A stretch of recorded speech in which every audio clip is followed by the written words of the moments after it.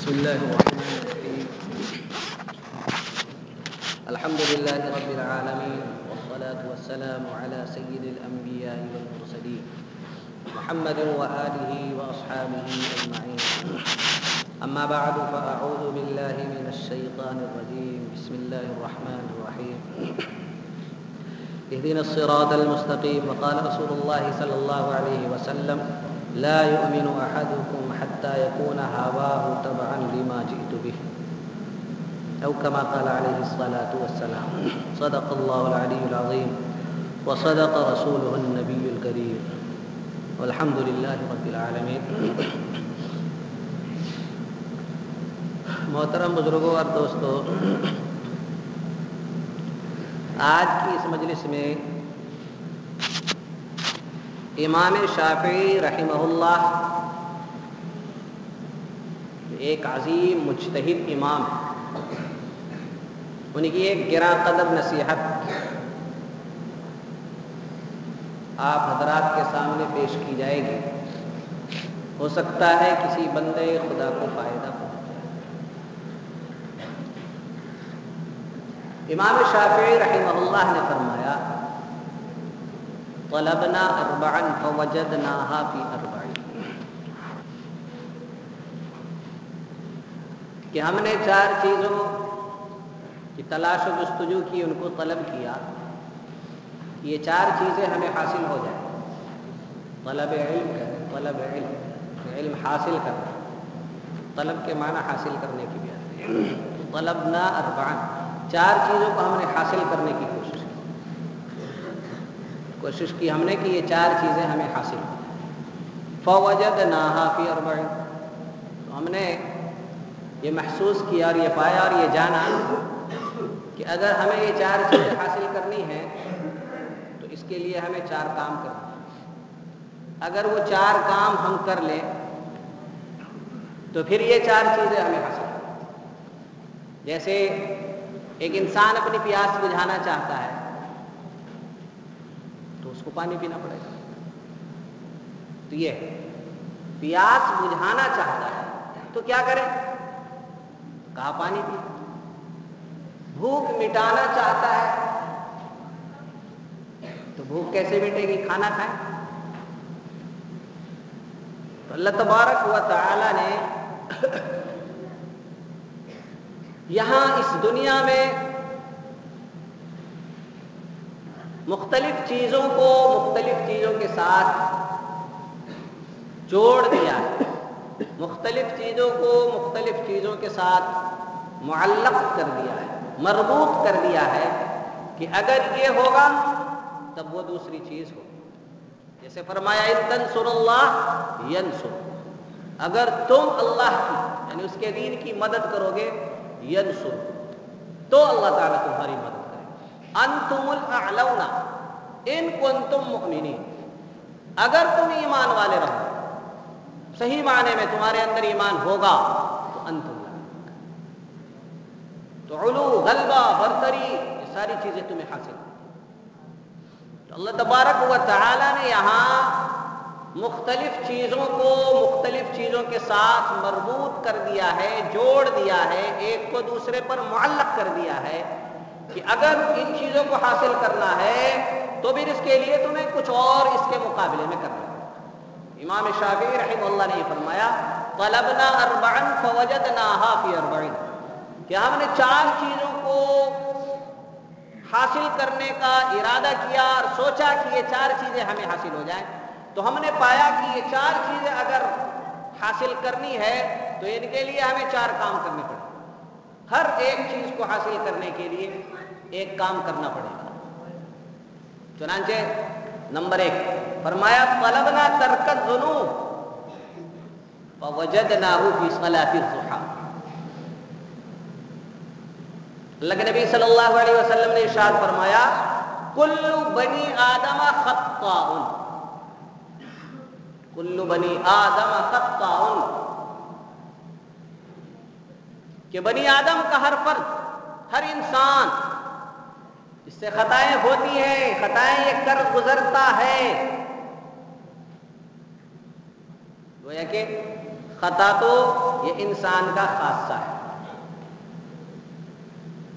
گناہ، معصیت، یہ ساری چیزیں انسان کا خاصہ ہے. وہ کرے گا، گناہ تو کرے گا.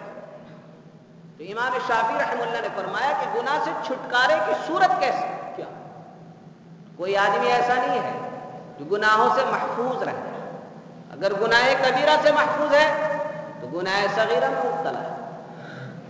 تو گناہ تو اس سے ہو ہی جاتے ہیں، ترک اولا ہو ہی رہا، خلاف افضل ہو ہی رہا، یہ سب صغائر ہے. تو گناہ تو ہر ایک سے ہو رہا. تو گیا کہ امام شافعی رحمہ اللہ نے اس مقصد کو اور اس چیز کو حاصل کرنے کا ارادہ کیا ہے جس کا تعلق ہر انسان کے ساتھ. تو اس لیے کوئی یہ نہیں کہہ سکتا کہ اس مسئلے کا تعلق میری ذات سے نہیں، مجھ سے نہیں.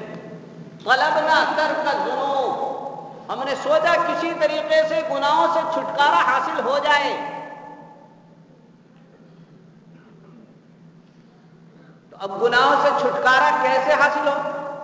فرمایا فوجدناها فی صلاۃ الضحیٰ، ہم نے پایا اور ہمیں یہ علم ہوا شریعت، کتاب و سنت کا مطالعہ کرنے کے بعد، غور و فکر کرنے کے بعد ہماری سمجھ میں یہ آیا کہ اگر صلاۃ الضحیٰ، چاشت کی نماز، اس کی پابندی کی جائے، مداومت اختیار کی جائے اور پابندی سے اس نماز کو پڑھا جائے تو اس نماز کی برکت سے، چاشت کی نماز کی برکت سے گناہ خود بخود انسان کی زندگی سے دور ہونے لگے. تو گناہ تو ہر انسان کا مسئلہ ہے. چھوٹے کیسے؟ اس وبال سے چھٹکارا حاصل کیسے ہو؟ فرمایا فوجدناها فی صلاۃ الضحیٰ، چاشت کی نماز کی پابندی کی جائے تو گناہ رفتہ رفتہ چھوٹنے لگیں گے اس نماز کی برکت سے. لیکن پھر نماز ہونی چاہیے. جیسے پیاس جو ہے، شدت کی پیاس لگی ہو تو پانی پینا پڑے گا، لیکن اگر کوئی نالے میں سے پانی اٹھا کے پی لے تو پیاس نہیں بجھے گی. گلاس لیا، نالے میں ڈالا اور اٹھا کر کے پی گیا، پیاس بجھے گی؟ بلکہ اور الٹی آئے. ایسے ہی نماز ہونی چاہیے، ورنہ تو پھر اللہ تعالیٰ نے قرآن میں فرمایا ان الصلاۃ تنہی عن الفحشاء والمنکر، کہ بے شک نماز فحشاء اور منکر، بے حیائی اور برے کاموں سے روکتی ہے. تو نماز تو ہم لوگ پڑھ رہے ہیں، لیکن عجیب و غریب مسئلہ ہے کہ نماز پڑھتے ہیں اور نماز پڑھ کر مسجد کے گیٹ پہ نکلے اور کسی کے ساتھ کچھ مسئلہ ہوا اور وہی آدمی جو ابھی 1 منٹ پہلے مسجد کے اندر تھا، بڑا بااخلاق، بڑا متواضع، بڑا ملنسار، بڑا خوش اخلاق، بڑی میٹھی زبان والا محسوس ہو رہا تھا، اس کو آپ دیکھ لیجئے مسجد کے گیٹ سے نکلتے ہی کسی کے ساتھ ذرا سا کچھ ہو جائے، کیسے تیری ماں تیری بہن شروع ہو جائے. نماز نے اثر نہیں کیا اس کے اوپر، نماز نے اثر نہیں کیا، نماز کا اثر اس کے اوپر نہیں ہوا، کیونکہ یہ وہی ہے جیسے پیاس بجھانے کے لیے گٹر کا پانی پی لیا جائے تو وہ تو مزید الٹی کا سبب بنے گی. ایسے اس نے نماز خراب والی پڑھی، اسی لیے الٹی آئی، اس کو مسجد کے گیٹ پر آتی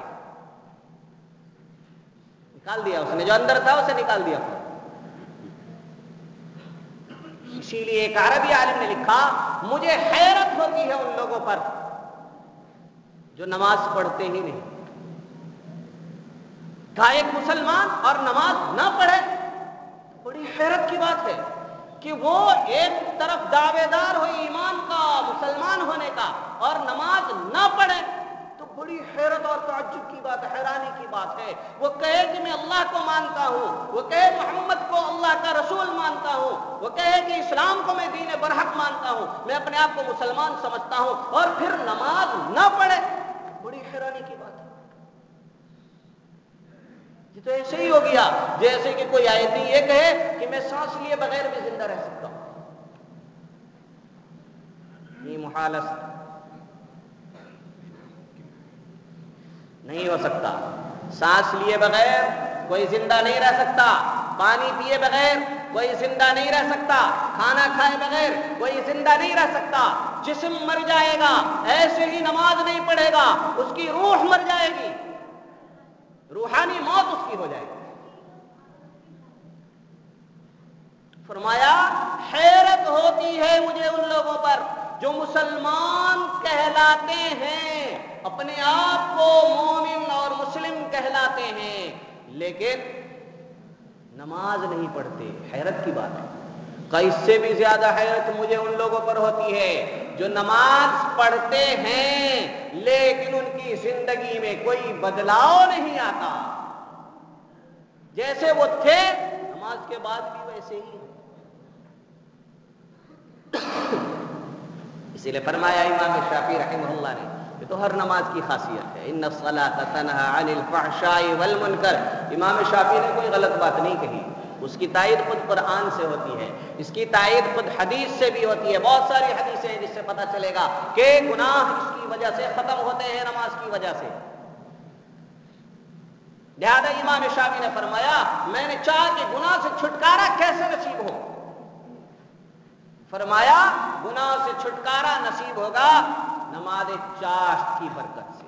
محدثین کے یہاں تو چاشت اور اشراق ایک ہی نماز ہے، لیکن فقہا کے یہاں اور اہل دل، اہل قلب، بزرگوں کے یہاں، اہل اللہ کے یہاں، اولیاء اللہ کے یہاں اشراق کی نماز الگ ہے، چاشت کی نماز الگ ہے. دونوں کا ٹائم ایک ہی ہے ابتدا اور انتہا کے اعتبار سے، کہ نماز کا وقت طلوع شمس کے کچھ دیر کے بعد شروع ہوتا ہے، چاشت کا وقت بھی اسی وقت شروع ہوتا ہے، اور اشراق کا وقت بھی اسی وقت شروع ہوتا ہے. البتہ افضل وقت میں اختلاف ہے دونوں کے. چنانچہ اشراق کی نماز جو ہے وہ ابتدائی وقت میں پڑھ لینا افضل ہے، اور چاشت کی نماز کچھ اور 1-1.5 گھنٹہ گزرنے کے بعد پڑھنا افضل ہے. فرق یہ ہے، ورنہ ابتدا اور انتہا کے اعتبار سے دونوں کا وقت ایک ہی ہے. چاشت کی نماز 2 سے 4 رکعت ہے، اشراق کی نماز 2 سے 4 رکعت ہے، اور چاشت کی نماز 2 رکعت سے لے کر کے 12 رکعت تک ہے. کم از کم 2 رکعت، زیادہ سے زیادہ 12 رکعت، اور درمیانہ 8 رکعت. بہرحال جتنی بھی ہو جائے پڑھ سکتے ہیں اس کو، اور اس کو پڑھنے کا کم از کم 2 رکعت سے شروعات تو کریں. پہلا قدم تو رکھیں، جو قدم اٹھاتا ہے اس کے بعد ہی، پہلا قدم جو نہیں رکھ سکتا وہ دوسرا قدم کہاں سے رکھے گا، تیسرا کیسے رکھے گا. اس لیے شروعات تو 2 رکعت سے کی جائے کم سے کم. اور کیا ٹائم لگے گا؟ 2 سے 3 منٹ لگیں گے، اس سے زیادہ وقت نہیں لگے گا. اور اس کی کتنی برکت نصیب ہوگی کہ گناہوں سے جان بچ جائے گی، چھٹکارا مل جائے گا. اور گناہوں سے چھٹکارا جب ملے گا تو اللہ کے نیک بندے ہو جائیں گے، صالحین میں شمار، انجام اچھا ہوگا. من عاش علی شیء مات علیہ، کہ جو جس چیز پر زندگی گزارتا ہے موت بھی اسی پر آتی ہے. ومن مات علی شیء بعث علیہ، اور جس کی موت جس چیز پر آتی ہے پھر قیامت کے دن اسی پر اس کو اٹھایا جائے گا. دوسرا امام شافعی، پہلی بات. دوسری بات امام شافعی رحمہ اللہ نے فرمائی کہ طلبنا ضیاء القبور، کہ ہم نے قبر کی روشنی کو تلاش کیا. کہ قبر کی روشنی، قبر ایک تاریک گھر ہے، تاریک گڑھا، اور قبر میں بھی ہر ایک کو جانا ہے. کل نفس ذائقۃ الموت، اس لیے ہر انسان کا مسئلہ ہے، قبر میں ہر ایک کو جانا ہے. کل نفس ذائقۃ الموت، دنیا میں جتنے بھی انسان ہیں ہر ایک کو مرنا ہے، اور مرنا ہے تو قبر میں جانا ہے. اور قبر کا مطلب وہ گڑھا ہی نہیں، قبر گڑھے کو نہیں کہتے ہیں. مرنے کے بعد انسان کے جسم کے اجزاء جہاں بھی پہنچ جائے وہیں اس کی قبر ہے. اگر گڑھے میں پہنچ گیا تو وہ اس کی قبر ہے، اگر شیر کے پیٹ کے اندر پہنچ گیا وہی اس کی قبر ہے، اگر سمندر میں ڈوب گیا مچھلی کے پیٹ میں پہنچ گیا وہی اس کی قبر ہے.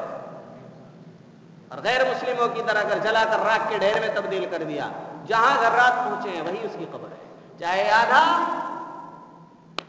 ندی میں بہا دیا جائے اور آدھی راکھ وہیں چھوڑ دی جائے، ہوا ان ذرات کو اڑائے پھرے، جہاں جہاں ذرات جائیں گے، جہاں پہنچا ہے وہ ذرہ وہی اس کی قبر ہے. ورنہ عام طور پر لوگ سمجھتے ہیں کہ قبر صرف کس کو کہتے ہیں، اس گڑھے کو کہتے ہیں. پھر طرح طرح کے اشکالات ہوتے ہیں.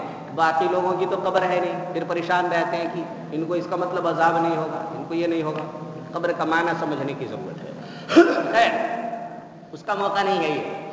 یہاں تو یہ بتانا ہے کہ مرنا ہر ایک کو ہے, اس لیے قبر میں ہر ایک کو پہنچنا ہے. سب کی قبر تاریخی ہوگی. یہ نہیں کہ کسی کی قبر میں کیا ہے, لائٹ جل رہی ہو اور کنیکشن اس نے لے رکھا ہو, پنکھا لگوا لیا ہو قبر میں, اور کولر لگوا لیا ہو, یا ہیٹر لگوا لیا ہو سردی کے لیے, گرمی کے لیے کولر, ایسی سارے کا انتظام کر رکھا ہو. نہیں, کچھ نہیں. وہاں تو تاریکی ہی تاریکی. امام شافعی نے مسئلے کا حل پیش کیا کہ میں نے سوچا کہ قبر میں روشنی کیسے آئے, تاریکی اس کی دور کیسے ہوگی.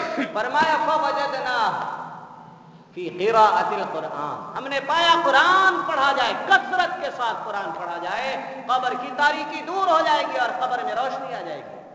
کیونکہ قرآن کا ایک نام نور بھی ہے, قد جاءکم من اللہ نور وکتاب مبین. قرآن کا ایک نام نور بھی ہے, یہ نور ہے, یہ قبر کو بھی نورانی کر دیتا ہے, قبر میں بھی روشنی لے آتا ہے اور دل میں بھی روشنی لے آتا ہے. یہ دل جو ہے اس کو بھی منور روشن کر دیتا ہے, یہ دماغ جو ہے اس کو بھی منور اور روشن کر دیتا ہے. قرآن تو انقلاب برپا کر دیتا ہے, چاہے اس دنیا میں ہو, چاہے قبر میں ہو, چاہے حشر میں ہو, جہاں پر بھی ہو, ایک انقلاب برپا کر کے رکھ دیتا ہے قرآن جہاں جاتا ہے.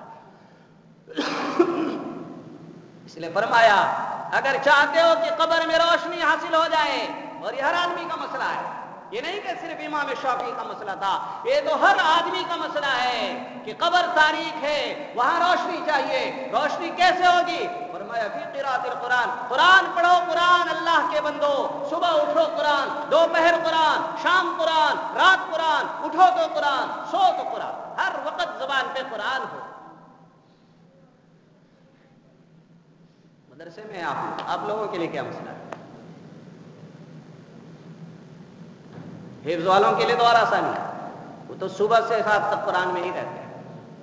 تو ان کی قبر منور اور روشن نہیں ہوگی تو اور کس کی ہوگی؟ اسی لیے وہ لوگ جو قرآن سے دور رہتے ہیں وہ چاہتے ہیں کہ ہماری قبر میں روشنی کیسے آئے. وہ بھی انہیں کے پاس دوڑے چلے آتے ہیں کہ مولانا صاحب, ہمارا فلاں بھائی, ہمارے ماں باپ کا انتقال ہو گیا ہے, ذرا قرآن پڑھ کے ایصال ثواب کیجیے تاکہ وہاں قبر میں روشنی آئے.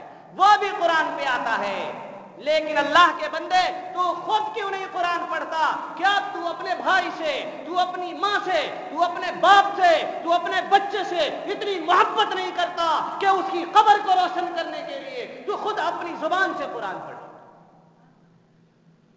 کہتے ہیں ہمیں قرآن پڑھنا نہیں آتا. کیوں نہیں آتا؟ بڑے عقل مند بنے پھرتے ہو, چودھری کہلاتے ہو, خان صاحب کہلاتے ہو, گاؤں کے پردھان بننے کے لیے دوڑ بھاگ کرتے ہو, تمہیں سمجھ ہے دکان چلانے کی, تمہیں سمجھ ہے مال بنانے کی, تمہیں سمجھ ہے بلڈنگ بنانے کی, اور قرآن پڑھنا نہیں آتا. شرم سے ڈوب مرنا چاہیے تمہیں. کس منہ سے اپنے آپ کو مسلمان کہتے ہو؟ ایک طرف کہتے ہو میں مسلمان ہوں, دوسری طرف کہتے ہو مجھے قرآن پڑھنا نہیں آتا. اللہ کے بندے, تجھے قبر میں نہیں جانا, تجھے اپنی قبر کو روشن نہیں کرنا, کیا رب کے سامنے بھی تو کہہ سکے گا کہ ربا مجھے قرآن پڑھنا نہیں آتا؟ جی وہ غریب مسئلہ ہے. کس چیز میں لگ گئے؟ کس لیے آئے تھے اس دنیا میں؟ وہی بلڈنگ بنانے کے لیے, وہی کھیتی کرنے کے لیے, وہی تجارت اور بزنس کرنے کے لیے, وہی دکان چمکانے کے لیے, وہی ہلدی اور مرچی بیچنے کے لیے. اسی لیے اللہ نے اس دنیا میں بھیجا تھا. کہاں سے آئے؟ من اللہ, اللہ کے پاس سے آئے. جانا کہاں ہے؟ اللہ, اللہ کے پاس جانا ہے. یہ بیچ میں کیا کرنا ہے؟ یہ آئے ہی ہو اسی لیے تاکہ وہاں اللہ کے پاس جانے کی تیاری کرو. لیکن یہاں تو گھر کی تیاری میں لگے ہیں, یہاں تو شادی کی تیاری میں لگے ہیں, شادی کے لیے مہینوں تیاری چل رہی ہے, اور رب کے قرآن کو سیکھنے کے لیے ٹائم نہیں ہے. یہ کہاں کا فلسفہ ہے؟ یہ کون سی عقل مندی ہے؟ صاف مطلب ہے کہ اوپر کا کھانا جو ہے وہ عقل سے خالی ہے, دماغ نہیں ہے. پھر بھی سمجھ رہے ہو کہ میں اس گاؤں کا سب سے بڑا سمجھدار آدمی ہوں. پاگل ہو, بد دماغ ہو, تبھی قرآن پڑھنا نہیں جانتے, تبھی قرآن پڑھنے کے لیے تمہارے پاس ٹائم نہیں ہے. مسلمان ہو, قرآن پڑھنا گوارا نہیں کرتے, کیسے مسلمان ہو؟ فرمایا امام شافعی نے، قبر کو روشن کرنا چاہتے ہو، قبر میں لائٹ چاہتے ہو، قبر میں راحت چاہتے ہو، آرام چاہتے ہو، تو پھر قرآن پڑھو، گھر میں ماحول بناؤ، سب لے کر ایک وقت مقرر کرو کہ مجھے اپنے گھر میں فلاں وقت، ہر آدمی چاہے مرد ہو، چاہے عورت ہو، چاہے نوجوان ہو، چاہے بچہ ہو، چاہے بوڑھا ہو، ہر آدمی قرآن لے کر بیٹھے گا، لازمی کر دیا جائے۔ جیسے کھانے بیٹھتے ہیں ایسے ہی قرآن پڑھنے بھی بیٹھے، جیسے سونے کے لیے سب بستر پہ جاتے ہیں، کوئی بغیر سوئے نہیں رہتا، کوئی بغیر کھائے نہیں رہتا، ایسے ہی کوئی بغیر قرآن کے نہ رہ جائے گا۔ گاؤں میں مسجد ہے، امام صاحب ہیں، گاؤں میں مدرسہ ہے اور قرآن پڑھنا نہیں آتا، بے شرمی کی انتہا ہو گئی۔ چودھری صاحب کی چودراہٹ اور ناک مٹی میں مل جا رہی ہے، سوچتے میں جاؤں گا مولوی کے پاس، ارے مرنے کے بعد تو مولوی کے پاس ہی آئے گا اور کہاں جائے گا؟ تب بھی کہہ دینا کہ مولوی میرا جنازہ نہ پڑھا ہے، بلکہ کوئی چودھری آئے وہی پڑھا ہے۔ مرنے کے بعد مولوی کے سامنے آنے کو تیار ہے اور زندگی میں آتے ہوئے ناک کٹتی ہے۔ شرم کر لو، شرم، گاؤں کے لوگوں شرم کر لو، مولویوں کے پاس آیا کرو، اٹھا بیٹھا کرو، ان کی تعظیم کرو، ان کا احترام کرو۔ ان کے پاس اٹھو گے بیٹھو گے، دنیا بنے گی، آخرت بنے گی، قبر میں روشنی آئے گی، جتنا دور بھاگو گے شیطان کے شکنجے میں، پھندے میں، جال میں پھنستے چلے جاؤ گے۔ امام شافعی نے فرمایا طلبنا ضیاء القبور، قبر کی روشنی ہم نے تلاش کی، کہاں ملی؟ قرآن کے پڑھنے میں، قرآن کی تلاوت میں ملی۔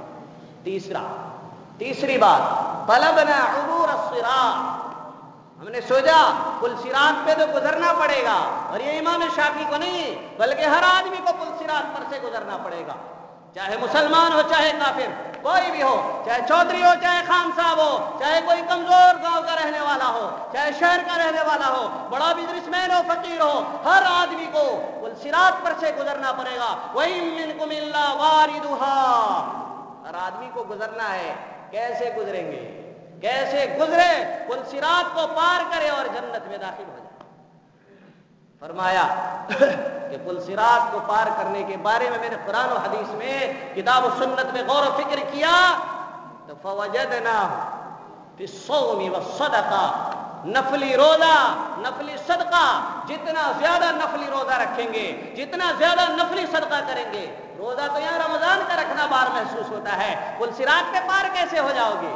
نفلی صدقہ دینا، ویسے تو خرافات کے لیے پیسے نکلوا لو، شادی کی معمولی رسموں پر لاکھوں لاکھ خرچ کر دینے والا گاؤں کا بڈھا، اگر اس سے کہا جائے کہ مسجد کے لیے 100 روپے نکال دے، کہتا ہے کہ حالات ٹھیک نہیں ہے، حالات ٹھیک نہیں ہے۔ بے وقوف، اگر شادی میں تو لاکھوں خرچ نہیں کرتا کوئی اثر نہیں پڑتا، تیری قبر کا مسئلہ نہیں اٹکتا، تیری حشر کا مسئلہ اٹکتا نہیں، تیرے پل صراط کا مسئلہ اٹکتا نہیں، لیکن تو نے جہاں خرچ کیا ہے اس کی وجہ سے تیری قبر کا مسئلہ بھی اٹکے گا، وہاں بھی سوال ہوگا کہاں سے کمایا تھا، کہاں لگایا تھا۔